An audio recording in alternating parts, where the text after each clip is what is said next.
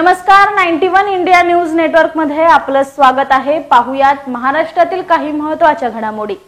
Hit and run कायद्याच्या विरोधात tanker चालकांनी पुन्हा आंदोलन सुरू केलं आहे। मनमाडच्या भारत पेट्रोलियम, हिंदुस्तान पेट्रोलियम व इंडियन ऑइल प्रकल्पातील इंधन वाहतूक करणारे टँकर चालक मंगळवारी रात्री 12 वाजल्यापासून संपावर गेले आहे। टँकर चालकांनी पुन्हा स्टेअरिंग छोडो आंदोलनाचे हत्यार उपसले आहे। मनमाडच्या इंधन प्रकल्पात चालक फिरकलेच नाही। सकाळपासून एकही इंधन टँकर बाहेर पडला नाहीये। यामुळे पुन्हा पेट्रोल डिझेलची टंचाई निर्माण होणार आहे। सोशल मीडियावर अपघाताचे अनेक व्हिडिओ व्हायरल होत असतात। काही व्हिडिओ इतके भयानक असतात की पाहून अंगावर काटा येतो। सध्या असाच एक व्हिडिओ व्हायरल होत आहे। हा व्हिडिओ पुणे शहरातील येरवडा येथील आहे। या व्हायरल व्हिडिओत तुम्हाला दिसेल की भर सिग्नलवर एक दुचाकीस्वार ट्रकला जाऊन धडकलाय। या अपघातात दुचाकीस्वाराने त्याचे दोन्ही पाय गमावले आहे। हा धक्कादायक अपघाताचा व्हिडिओ पाहून तुमच्याही अंगावर शहारा येईल। सध्या या अपघाताची सगळीकडे चर्चा सुरू आहे। पुण्याहून मुंबईकडे जात असलेला डेक्कन क्वीन एक्सप्रेसच्या वातानुकूलित डब्याच्या खालून बुधवारी सकाळी धूर येऊ लागलाय। तातडीने गाडी थांबवून दुरुस्ती करण्यात आल्याने दुर्घटना टळली। कर्जत स्थानकानजीक ही घटना घडली। पुणे मुंबई डेक्कन क्वीन एक्सप्रेस आज सकाळी पुण्यातून मुंबईकडे रवाना झाली। लोणावळ्यात थांबा घेतल्यानंतर गाडी पुढे मार्गस्थ झाली।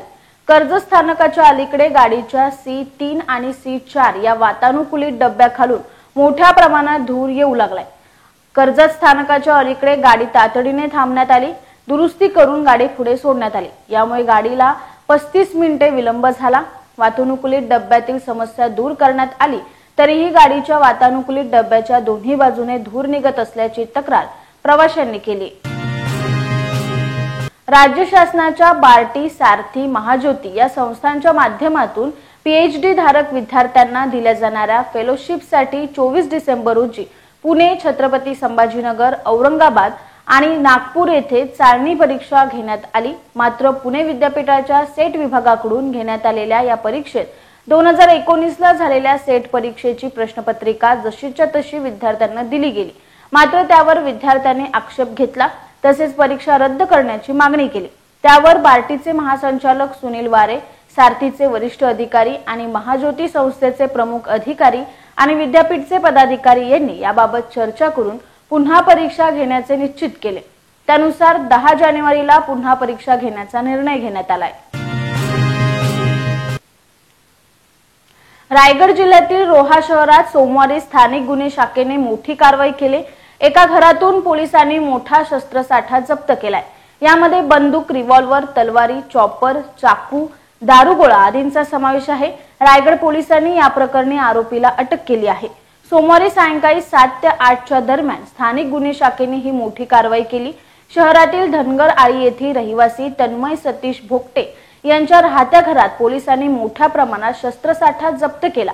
यामध्ये बंदूक बनवण्याचे साहित्य, एक रिव्हॉल्वर, 5 बंदूक, 39 कारतूस, 3 तलवारी, 5 लोखंडी कार्ती, 1 चॉपर, 5 चाकू, कोयता, 24 दारुगोळ्यांची पाकिटे, शिशाचे छोटे बॉल, त्याचबरोबर वन्य प्राण्यांचे अवशेष, त्यामध्ये जनावरांचे शिंग, भेकराचे 14 जोड, सांबरचे 5 जोड, काळवीटचे 1 जोड, चौसिंगा 2 जोड यांचा समावेश आहे। हे सर्व साहित्य घरामध्ये सापडल्याने रोहा शहरात एकच खळबळ उडाली आहे। लातूरच्या भाजी बाजारात आज कांद्याची तुफान आवक झाली। फक्त कांद्याची नव्हे तर भाज्यांची देखील विक्रमी आवक झाली। त्यामुळे बाजार परिसरात वाहनांच्या लांबच लांब रांगा दिसून आल्या। मंगळवारी दुपारपासून शेतकरी वाहन चालक चांगलेच ताटकळले होते। वाहतूक नियंत्रण करण्यासाठी पोलिसांच्या बळाचा वापर लागला तर पार्किंगच्या धोरणामुळे बसलेल्या आर्थिक दंडामुळे वाहन चालक आणि शेतकरी संतप्त झाले। लातूर येथील महात्मा फुले भाजीपाला बाजारमध्ये आज कांदा, बटाटा, वांगे यांसह मिरच्याची तुफान आवक झाली। आज मंगळवारी दुपारपासूनच भाजी बाजाराकडे वाहनांच्या लांबच लांबा रांग दिसून आल्या। लातूर जिल्ह्याला लागून असलेल्या कर्नाटकातील भाग, धाराशिव जिल्हा आणि त्याचबरोबर परभणी जिल्ह्यातून भाजीपाल्यांची मोठ्या प्रमाणात आवक सुरू होती। आज कांद्याचा लिलाव होता। यामुळे कांदा उत्पादक शेतकऱ्यांनी मोठ्या प्रमाणामध्ये लातूर बाजाराकडे आपला माल घेऊन येणे पसंत केलं होतं। शिर्डी साईबाबांच्या दर्शनाला दररोज हजारो भाविक येत असतात। यामधील बहुतेक भाविक हे रोख स्वरूपात किंवा सोने चांदीच्या स्वरूपात मोठे दान देत असतात। आज बेंगलोरमधील राजाराम कोटा यांच्या परिवाराने शिर्डीच्या साईबाबाचे दर्शन घेतले। यावेळी कोटा परिवाराकडून तब्बल 29 लाख रुपये किमतीचा सोन्याचा मुकुट साईबाबा चरणी अर्पण करण्यात आलाय। कार्यकारी अधिकारी तुकाराम हुवले यांच्याकडे हा मुकुट सुपूर्द करण्यात आला। आज साईच्या मूर्तीवर हा मुकुट चढवण्यात आला होता। शिर्डीमध्ये 23 डिसेंबर ते 1 जानेवारी दरम्यान 8 लाख भाविकांनी साईबाबाचे दर्शन घेतले। तसेच या काळात भक्तांनी तब्बल 16 कोटीचे दानही साई चरणी अर्पण केले होते। प्रसिद्ध शास्त्रीय गायक उस्ताद राशिद खान यांचे वयाच्या 55व्या वर्षी निधन झाले। कोलकाता येथील रुग्णालयात त्यांनी अखेरचा श्वास घेतलाय। याच रुग्णालयात त्यांच्यावर उपचार सुरू होते। राशिद खान यांच्या निधनामुळे संगीत विश्वाची मोठी हानी झाल्याची भावना व्यक्त होत आहे। राशिद खान हे गेल्या काही काळापासून प्रोस्टेट कर्करोगाशी झुंज देत होते। राशिद खान यांना व्हेंटिलेटर आणि ऑक्सिजन सपोर्टवर ठेवण्यात आलं होतं।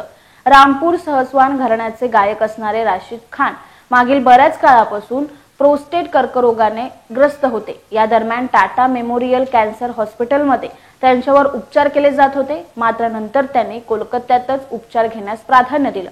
त्यामुळेच त्यांना कोलकाता येथील रुग्णालयात दाखल करण्यात आले होते। तर डॉक्टरांची टीम सातत्याने त्यांच्या प्रकृतीवर लक्ष ठेवून होती। मात्र त्यांचा हा कर्करोगाशी असलेला लढा अपयशी ठरला आहे। बंगळुरूतील एका स्टार्टअप कंपनीची सीईओ असलेल्या महिलेने गोव्यात आपल्याच 4 वर्षाच्या मुलाचा जीव घेतला आणि त्याचा मृतदेह बॅगमध्ये भरला। ही महिला आपल्या 4 वर्षाच्या मुलासह गोव्याला गेली होती। तिथे जाऊन तिने मुलाची हत्या केली। त्यानंतर त्याचा मृतदेह बॅगमध्ये भरून कर्नाटकात परतली। महिलेने रूममध्ये चेकआउट केल्यानंतर साफसफाईसाठी आलेल्या कर्मचाऱ्यांना रक्ताचे डाग दिसले। त्यानंतर हा धक्कादायक प्रकार उघडकीस आलाय। याबाबत पोलिसांना माहिती देण्यात आली। पोलिसांनी महिलेविरोधात गुन्हा दाखल केला। सूचना सेठ असं तिचं नाव आहे। भारतीय महिला गिर्यारोहक सविता कंसवाल यांना मरणोत्तर तेनझिंग नोर्गे राष्ट्रीय साहस पुरस्कार 2022 प्रदान करण्यात आला आहे। वडील राधेश्याम कंसवाल यांना राष्ट्रपती द्रौपदी मुर्मू यांच्या हस्ते हा पुरस्कार प्रदान करण्यात आलाय। लेकीचं नाव स्क्रीनवर झळकताच सविता कंसवालच्या वडिलांना आणि आईला अश्रू अनावर झाले। पुरस्कार घेण्यासाठी उभ्या असलेल्या वडिलांच्या डोळ्यात अश्रू तरळले। मात्र त्यांनी धीर धरला। आईला डोळ्यातील अश्रू रोखता आले नाहीत। 2022 मध्ये उत्तर काशीमधील शिखर सर करण्यासाठी गेलेल्या सविता कंसवाल यांना हिमभूस्खलनामुळे आपला जीव गमवावा लागला। सविता कंसवालनं 12 मे 2022 रोजी जगातील सर्वात उंच माउंट एव्हरेस्टवर 8848 मीटर उंच तिरंगा फडकवला होता। नमस्कार, 91 इंडिया न्यूज नेटवर्क मध्ये आपले सर्वांचे स्वागत। 91 इंडिया न्यूज नेटवर्क आता संपूर्ण महाराष्ट्रभर आपल्या आजूबाजूच्या ताज्या बातम्या पाहण्यासाठी आजच आमच्या चॅनलला लाईक, शेअर, सबस्क्राइब करा। तसेच 91 India news network app Google play store वर जाऊन डाउनलोड करा। अधिक माहितीसाठी www.91indianewsnetwork.com ला भेट द्या।